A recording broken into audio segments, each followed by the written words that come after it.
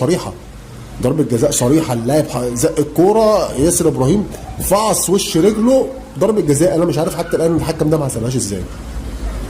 يعني دي بقى اللي قلقتني. عارف انت لو كانت ضربه الجزاء دي اتحسبت وكانت رزعنا جون في الدقيقه 70 كنا هنكسب. كان هينزل تغييرات هجوميه وتلاقي الفرقه هاجمت وضغطت.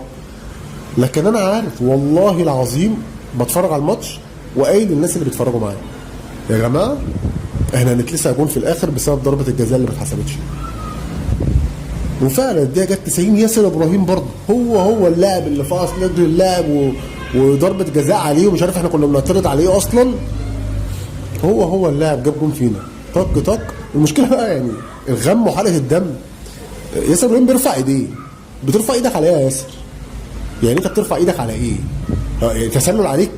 ده انت اللي جايب الكوره، ده انت اللي شاط الكوره في الجول، الكوره خبطت في رجلك وداخله جول.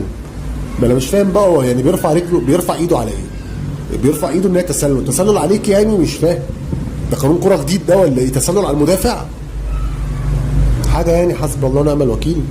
ضيعتوا مننا البطوله. إيه نتمنى بقى يعني انا مش عارف نتمنى بيراميدز بقى اللي يكمل يعني.